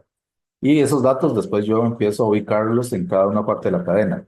Ahorita vamos a generar algo hipotético, entonces la idea es que ustedes hagan esa experiencia. Entonces ustedes tienen que ver en qué mejoran y en qué no. Y están los puntos de dolor que ustedes van a tener que asumir también, ¿verdad? Porque en todo lado tiene que haber un punto de dolor. Puede ser que no, puede ser que sí. Y luego la solución. Eh, Esto por defecto, digamos, ahí lo tienen que ir traveseando. Creo que por ahí puede haber un video en YouTube de cómo usar esta aplicación de Smampy, Smampy, no sé cómo se dirá, para no perder mucho tiempo aquí yo con una explicación ya formal, porque aquí, digamos, uno puede ir agregando cosas, ¿verdad? Con solo el más, me abre otra columna, y aquí si quiero agregar otra, le puedo dar al clic y me va a dar si quiero agregar más o no. Igual acá en los stage, si quiero mover este stage para abajo, para arriba y todo eso, y cosas por el estilo. Aquí si quiero agregar otra etiqueta, por ejemplo, le doy clic y me agrega otra debajo de esta otra, etcétera. Ok, aquí lo interesante es esto. Yo defino esas etiquetas que son obviamente el ciclo de compra de un comprador, valga la redundancia, ¿verdad? Lo que voy a explicar es esto, las acciones del usuario. Ok, la primera es de conciencia. Recordemos que la conciencia es cuando él se da cuenta que algo le gusta, ¿verdad? Entonces, parte del hecho de que tiene una necesidad. Entonces, todos buscamos un producto porque tenemos alguna necesidad, ¿verdad? En este caso, que resolver. Y queremos resolver esa necesidad adquiriendo un producto. Entonces se da cuenta que existe una solución a través de búsqueda en línea, en este caso particular. Creo que es lo que hacemos todo el mundo ahorita, ¿verdad? Y ahora es que nos bombardean por las redes sociales y ahí mismo vemos, pero a veces no es que nos llegó la solución a través de que nos la topamos, sino que yo ya tengo una necesidad puntual, entonces ya sí me voy a dedicar a investigar. Entonces, ese proceso de investigación es cuando nos damos cuenta de que tengo un problema y quiero solucionarlo a través de un producto o un servicio particularmente, ¿verdad? Después de ahí sigue la etapa de interés, desde las acciones del usuario, ¿qué es lo que hace el usuario? Pues obviamente entonces él está interesado en resolver ese problema y va a empezar a leer reseñas, a comparar precios, a buscar descuentos, a consultar con amigos. Ya ustedes tendrán que definir aquí cuál es esa tendencia que tienen ustedes como cliente. Ubíquense en ustedes como si ustedes fueran el cliente y ustedes quieren comprar su producto. O el mismo caso, digamos, agarren el producto que ustedes tienen y que piensan vender y entre todos discutan si están de acuerdo en que ustedes lo comprarían de esta forma, sabiendo cómo son ustedes para comprar, por ejemplo. Aquí es difícil porque obviamente ponerse en los zapatos del comprador a veces es muy sesgado, máxime por dos cosas. Obviamente es mi producto y es mi chiquito chineado. Y obviamente también es difícil en el caso de que el punto al que yo esté apuntando, valga la redundancia también, o la persona a la que yo esté apuntando, el cliente, es un perfil completamente distinto al mío, ¿verdad? En el cual yo no me puedo poner en los zapatos de la persona. Puedo incluirla, pero no va a ser lo mismo. Es decir, que yo soy un anciano de 75 años o de 80, dale más edad, va a ser muy diferente de lo que yo pueda pensar que piensa un adulto de esa edad, ¿verdad? Entonces, desde esa perspectiva. Por eso es que es complejo muchas veces. Obviamente, digamos, guardando cierta relación con respecto a, me refiero porque obviamente, digamos, si lo traslado a una experiencia de compra digital de hoy en día, obviamente hay un cierto tipo de sector que no compra ni siquiera en línea. Eso lo hace la gente de cierta edad para abajo. Hay cierta gente de cierta edad para arriba que compra de la forma tradicional, ¿verdad? Entonces, varía mucho. Y dependiendo de lo que ustedes quieran vender, van a tener que ver por qué canal lo venden. Porque, como les digo, si ustedes apuntan a un nicho que está de esa generación que no usa redes sociales para comprar, que no usa medios digitales para comprar, pues van a tener que ver cómo se lo venden o a través de qué. Pero bien, entonces ahí es ese interés, ¿cómo hace esa persona? Entonces, de esa persona ya sea que lee el periódico, le pregunta a su abuelo, a su abuela, a su tío, etcétera. Ya la compra propiamente, ¿cómo la hace la persona? En este caso, digamos que es una persona que se dio cuenta de la necesidad, lo buscó en línea para averiguar de qué forma podía darle solución a ese problema, se dio cuenta que existe un producto X, empezó a averiguar por el producto X, empezó a ver reseñas, empezó a ver precios, empezó a buscar descuentos por ahí, hizo consultas con amigos que también lo han usado, entonces ya se decidió, va a comprar. Entonces, ¿qué hace él? Procede a comprar en línea, digamos, estoy metiéndome en los zapatos de una persona quizás como en la edad de ustedes y que es decisoria y que dice, ok, bueno, yo detecté, ya averigüé, me gustó eso, voy a mandarlo a traer y lo paga por medios digitales, sin miedo al éxito. Después sigue la parte de experiencia, ¿verdad? Que esto es lo que les digo que por lo general nunca se mide. ¿Qué se hace? Agarra las acciones de usuario y dice, ok, bueno, yo ya lo compré y resulta que usted recibe su producto y procede a probarlo. Y como hacen ahora todos los chiquillos, ¿verdad? Realizan el video del unboxing del producto que trajo y lo sube a sus redes sociales. Ya me llegó el nuevo Play 6 y aquí está el unboxing. Y vean qué chiva el control. Y vean que esto y que lo otro. Y no sé qué. Entonces, esa es la experiencia que no se mapea últimamente. Y que hay que ver cómo se trabaja sobre eso, porque puede ser que hayan puntos de dolor en estas áreas que el día de mañana haga que ya este cliente no me compre a mí, porque simplemente descuida esta parte de experiencia. Y obviamente lo que me genera que esta gente me siga comprando es la parte de lealtad. Y en la lealtad, entonces, ¿qué dice acá? Él va a comentar las bondades y la satisfacción de su producto en redes sociales. También cuando hay reuniones con amigos, va a salir a rajar con el producto nuevo, se los va a enseñar a los familiares cuando llegan, a sus amigos, les, ma, ya compré aquella carajada, eres que chiva. Entonces, ese boca a boca es el que genera que haya lealtad propiamente. Eso es en esta parte, ¿verdad? En expectativas, ahí se los voy a dejar para que la lean. No voy a darles todo el cuento completo porque la idea es que ustedes revisen un poco este material también y empiecen a hacer una asociación de, no es agarrar y copiar literalmente lo que yo estoy poniendo porque no tendría ningún sentido, sino es familiarizarlo con el tipo de producto que van a vender, el buyer persona que ya ustedes van a definir y todo ese segmento hacia el cual ustedes pretenden, porque esto va a variar mucho, ¿verdad? El storyboard es simplemente agarrar imágenes por ahí, de hecho, ojalá sin derechos de autor, porfa. Y acá, todo esto me lo generó la IA, ¿verdad? Entonces, ahora como es tan fácil con eso, muy fácil. Entonces, prácticamente esta persona lo que hace, o aquí lo que hacemos es representar esto de acá, las acciones del usuario, pero de forma gráfica. Entonces, él aquí primero investiga que tiene un problema y quiere ver entonces qué producto le puede dar solución. Después de ahí ya empieza a revisar reseñas, a buscar qué es lo que pasa, a buscar precios, a consultar en una página o en otra, a ver quién lo vende más barato.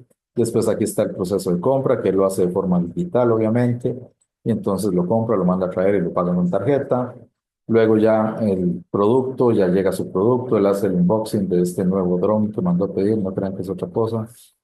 Y esto de acá, ¿verdad? Que es ya la lealtad, que es como esta persona gestiona a través de sus redes sociales, comparte con sus amigos, experiencias de boca a boca, lo que sea, ustedes tendrán que programar acá todo eso. Y ya esta parte de acá es muy intuitiva, ¿verdad? Obviamente. Entonces, el tipo de persona, el buyer persona que ustedes definieron al cual le van a hacer este estudio de viaje del cliente, pues obviamente tiene sus preferencias, ¿verdad? Si él va a investigar, ¿qué investiga? En la website, en Facebook, en Face to Face, en Google o en tiendas. Recuerden que entonces él está haciendo un proceso de investigación ahorita para determinar un problema, entonces yo sé que lo va a buscar en la web, Google o pregunta en tiendas por ahí cómo solventar ese problema. Todavía no se va a meter a redes, porque las redes como que son otra finalidad, ¿verdad? El asunto aquí es que yo puedo agregar eh, cosillas, porque siempre me llaman a hacerme esa pregunta, ¿cómo agrego estos iconos y cómo agrego más o cómo agrego otros? Ahorita ya ni me acuerdo, pero creo que acá, a la hora de darle clic sobre uno de ellos y activarlo, me despliega los iconos que se pueden usar.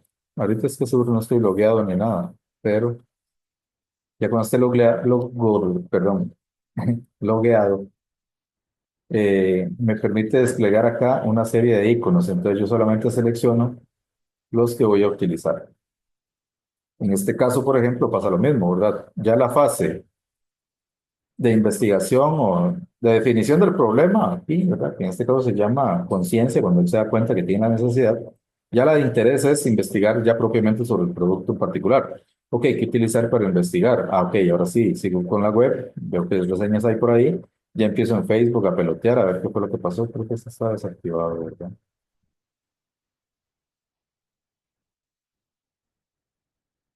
Y ahora sí me meto a Facebook a ver quién ha usado esa carajada y ver qué ponen. Y empiezo a preguntar, ¿verdad? Gente que ya tengo conocidos, ahí yo había definido que pues, decía mis amigos, etcétera. En el siguiente paso, ¿cómo compro? Pues se lo voy a comprar por la web y voy a necesitar la tarjeta.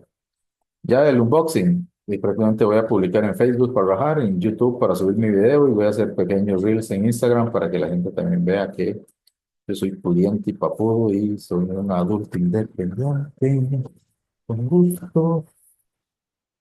Entonces, toda esa parte, y ya después viene esta parte que es de fidelización, ¿verdad? Que es cómo se atraviesa o qué otras redes o situaciones utiliza esta persona para poder llegarle a más personas.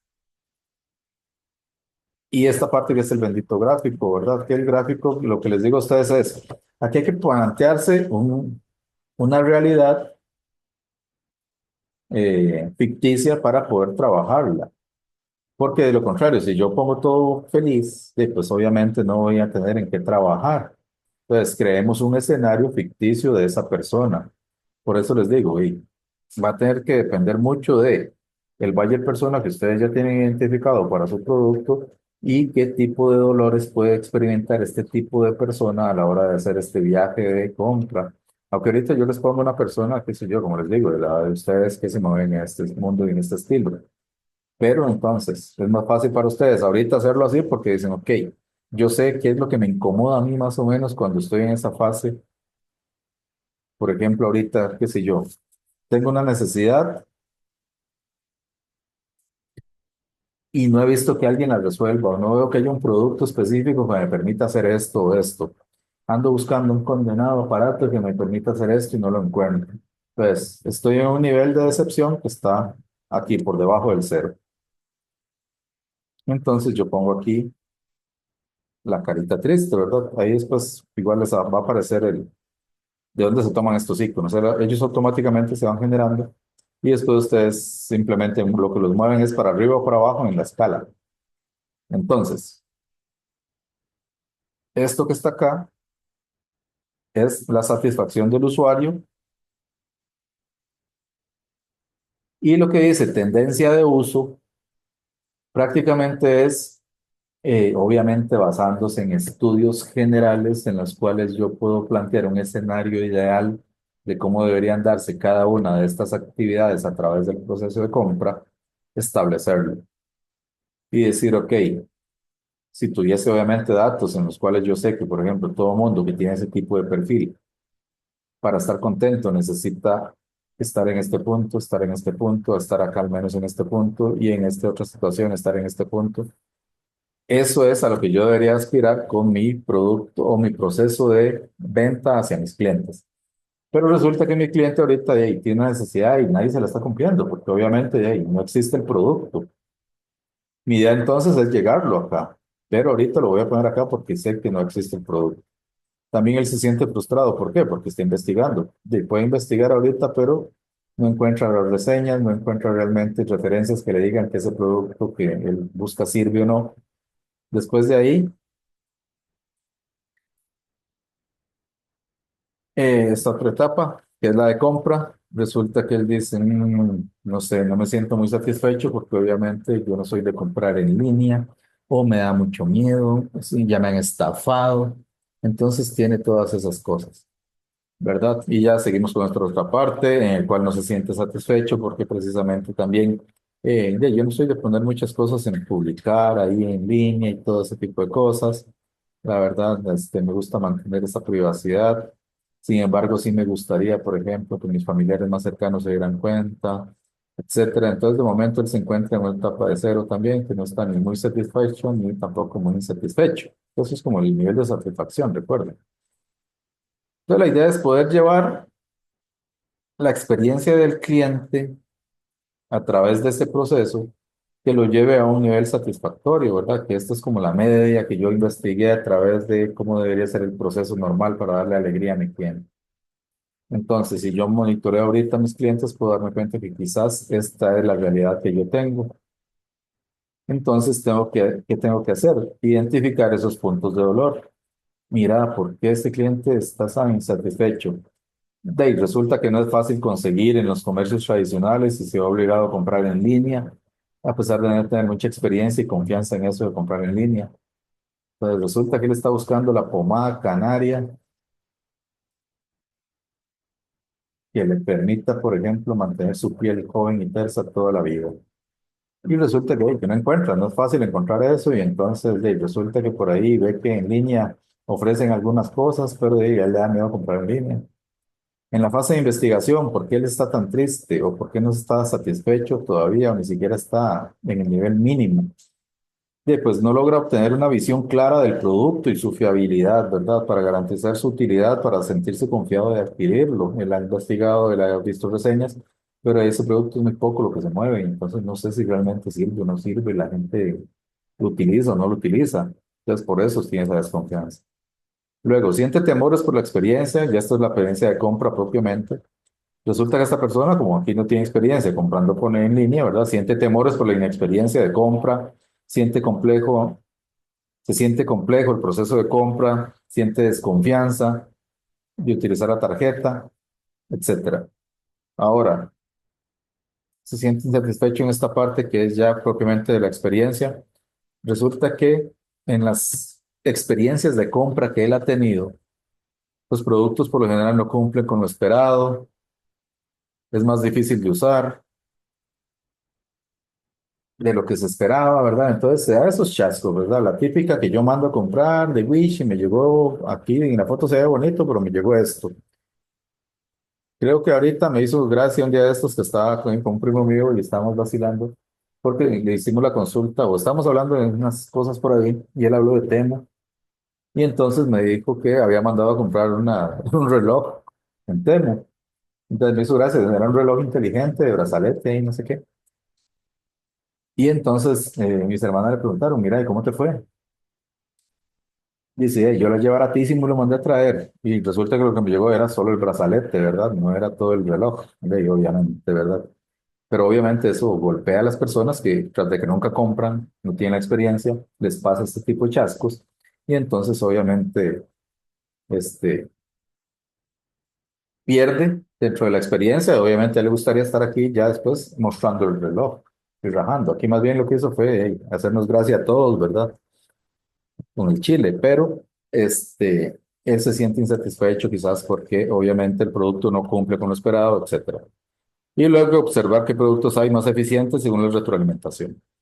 Estas brechas que ustedes ven acá es la que les permiten obviamente entonces establecer cuáles van a ser las soluciones. Si en este caso yo sé que para esta persona no es fácil conseguir en los comercios tradicionales esto y se ve obligado a comprar en línea, pues vamos a brindar alternativas tradicionales de compra y mayor visibilidad de canales de promoción de estos productos, bla, bla, bla. Si aquí no logra una visión clara del producto y su viabilidad, vamos a ofrecer descripciones claras, características en el producto, visualizar mejor los beneficios, publicar testimoniales.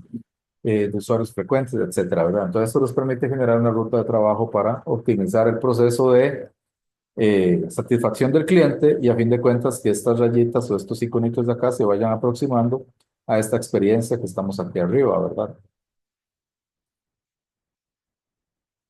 Y eso básicamente, chicos, es la construcción del viaje del cliente. Es un detalle pormenorizado de toda esa experiencia de compra que va a tener que atravesar ese buyer persona que ustedes están generando a la hora que compren o que han tenido la experiencia de comprar, para que no cometan el error, ¿verdad? Porque usted diga, es que ya voy a generar una app y esa app la voy a publicar en el Google Store, en Play Store o en el iOS Store y de ahí se va a vender y ya. Y no es así de fácil, ¿verdad? Hay que ver todo eso, porque por ejemplo yo ni siquiera tengo iPhone, entonces no voy a usar el iStore, ¿verdad? Si lo meten solo por ahí. Entonces ya tienen que hacer muchas definiciones concretamente de estas cosas o situaciones. Entonces voy a detener acá la grabación